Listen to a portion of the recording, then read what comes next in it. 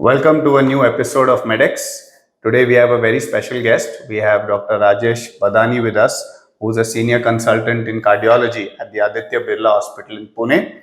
Thank you, sir, for joining us. Thank you, Dr. Yes, Malhar. it's a pleasure having Rajesh sir with us. He's very knowledgeable, and I have shared the platform with him in a conference where we spoke about sudden cardiac death and many other things that we are seeing nowadays, which are a little scary. Today's topic, however, is primarily on exercise after a cardiac episode. We have seen a lot of people are now getting very scared to do exercise once they've had, any one of the multiple procedures, things like an angioplasty and others. So I welcome Rajesh sir to just talk about something that he really wishes for all the patients that he sees. Okay, thank you very much, Dr. Malhar, for having me here, and good afternoon, everyone. So this is going to be a very casual discussion about any patient who has had a cardiac event in terms of a heart attack, an angioplasty, bypass surgery, and even somebody whose heart pumping is weak. We are going to include all the people together in one basket. And age also, as we said, age is just a number. So I'm just going to say between 18 years to 80 plus, whoever is being having it, I wouldn't restrict my talk particularly that, only a 50-year-old should do it and a 70-year-old no. It's all on your capacity, you're all on your stamina. So to start off, I want to tell everybody that please take the myth out of your mind that once you had a heart attack, you should probably not be exercising, or exercising has a particular restriction in your frame of mind, that you should take it out. People should be able to do all different forms of activities, though the level, the extent, the duration and the intensity, probably that will vary. And probably here already Dr. Malhar is an expert in exercise, so probably he'll take care of that aspect. But one thing is, everybody should be able to do all activities. And mind you, physical activity, whatever level you are able to do, you have to probably try and maintain it or try and increase it over a period of time. So that's the basic. Slight progression should be there. Okay, yes. Just to let you all know, there will be a follow-up video where I'll go through the 6-month phases for which a person should do after an episode. But for now, let's just understand why there's so much fear and what's the right sequence to target once you've had an episode. Let's talk about the lifestyle part. Okay, so the most important part is, whenever I've had an episode in lifestyle, there are 3 or 4 very important things. Number 1 is going to be my diet. Number 2 is my medications which my doctor prescribes. Third is the care that probably I need to take of my body, particularly in terms of sleep as well as the physical activity.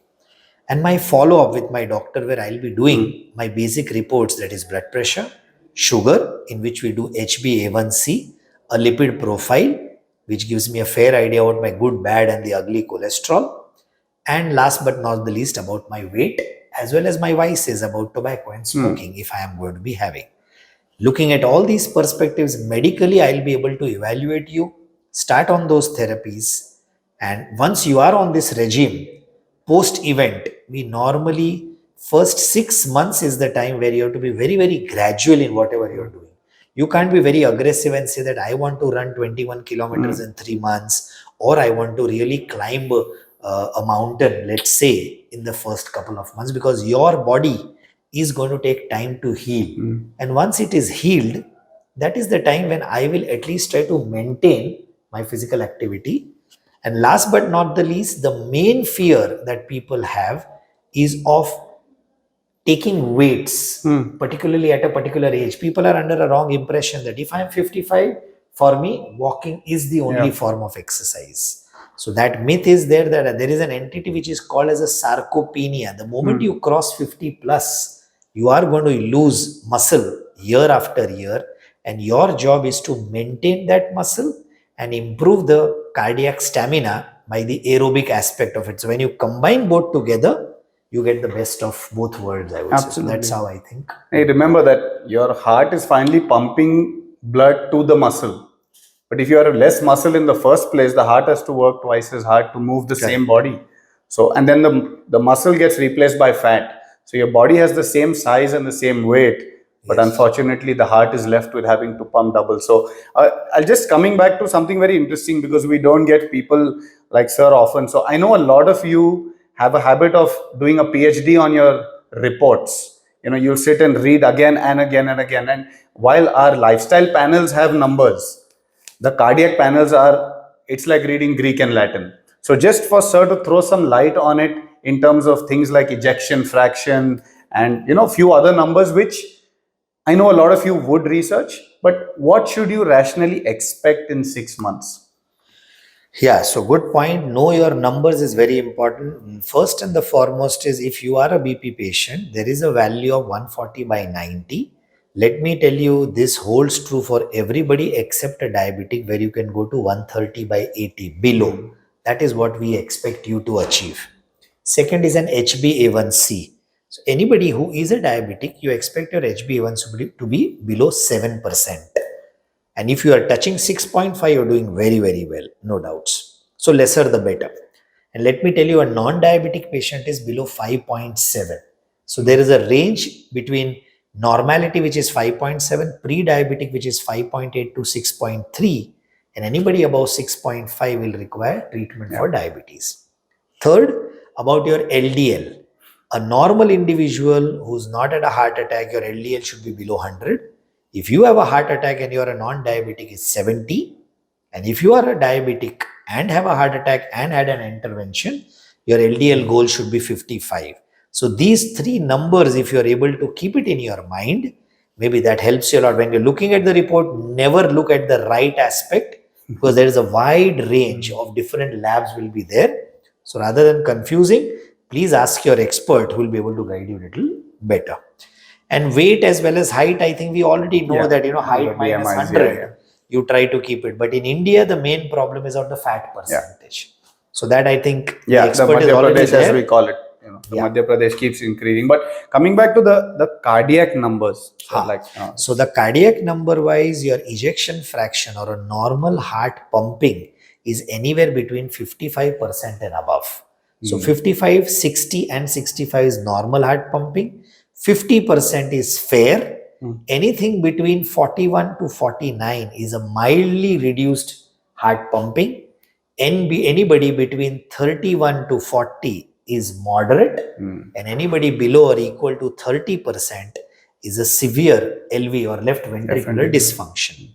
This all is important. Why? Because the risk to my life is completely dependent on what my heart pumping value. Anybody below 30 has a higher risk of dying suddenly. 31 to 40 lesser risk, 40 to 50 less, and anybody above 50, the risk is the least. That's how I would classify it. So again, now we are measuring the ability of a heart to perform.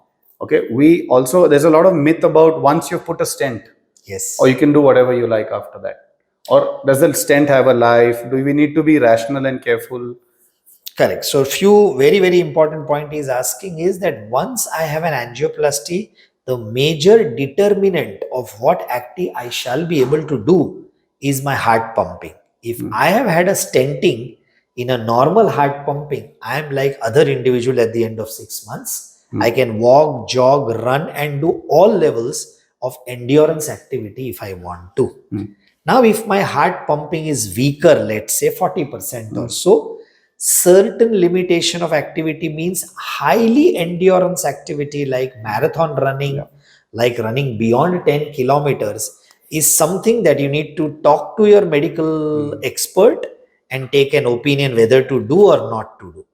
But everything, let me tell you, is a very gray zone. So it is not that somebody below 40 cannot do it. If you extremely improve your endurance, improve your capacity gradually, muscle strength is better, functional capacity is very good, I don't think that again it's more of a number than an absolute restriction that you just can't do it. True. But again, so I think everything has its own range, but one thing is very clear: weaker the heart, take an expert opinion before you want to do any form of a endurance activity. But being honest with you, sir, I think I have also been a victim of insane goal setting, and nowadays it's become a fashion or a fad to attach oneself to a particular event and set very crazy goals and go after them. And I've found that convincing people to slow down is very difficult. Like, Nike released an ad saying there is no finish line. Correct. And now people assume there is no finish line. To me, in my line of work, I find the finish line to be 80 years of age.